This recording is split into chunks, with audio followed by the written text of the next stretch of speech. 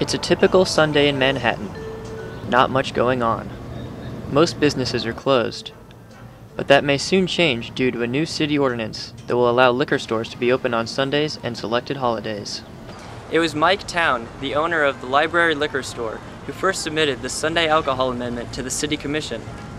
Well, the history of Sunday sales, it's pretty typical. It's happened across the state of Kansas. Obviously, when no one in the area can sell on Sunday, you're not really losing any business. It may be an inconvenience to the consumer, but as far as a business owner, there's no negative impact. However, as Sunday sales moved from the Kansas City metropolitan area and communities in north central Kansas, I felt it became a fairness issue. I wanted the same opportunity that other businesses that sell adult beverages had in the north central Kansas area, and that's why I initiated the drive to push for Sunday sales.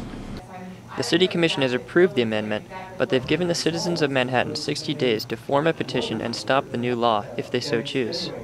The remarks, the comments that I've heard have been the surprise of city staff, the city commissioners, as well as myself, that there really was not a lot of vocal opposition to this. In fact, it's really a non-issue for most people. And while not particularly vehement, some residents have reservations about changing the status quo. Can't we have a little restraint, and especially when it comes to college-age kids, I would think it's good to have a little break. I think it'd be a good idea to keep them from being able to buy liquor one day of the week. I would be for keeping the law the way it is and not repealing. But why did Kansas have a law prohibiting the sale of alcohol on Sundays in the first place? Well, to understand that, you have to take a look at the state's long history with alcohol prohibition and restriction.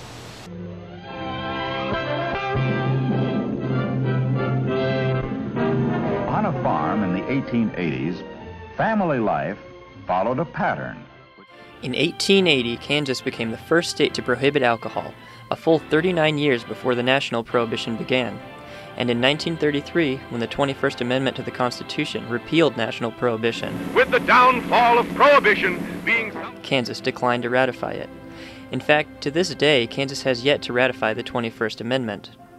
In 1937, Kansas legalized the sale and consumption of cereal malt beverages, or drinks with an alcohol content of less than 3.2%. Even today, 3.2% alcoholic drinks are the only kind that can be sold by a business that's not a licensed and designated liquor store. In 1948, packaged liquor, or bottles that you would buy from a store, was legalized. However, sale by the drink, for instance at a restaurant, was still prohibited. The 1970s saw a whole new wave of alcohol enforcement. There were raids on Amtrak trains traveling through Kansas to stop illegal liquor sales, and there are rumors that airlines were forced to stop serving liquor while over Kansas airspace. Things started to loosen in 1986, when Kansas voted to repeal the ban on open saloons, meaning that bars that served primarily alcohol could finally be opened, but had to remain closed on Sundays. Because alcohol is dynamite. One of the final steps in repealing the prohibition of alcohol in Manhattan is drawing near. The amendment allowing Sunday liquor is expected to take effect on November 29th. After November 29th, a lazy Sunday like today in Aggieville could be an additional source of commerce for some and convenience for others.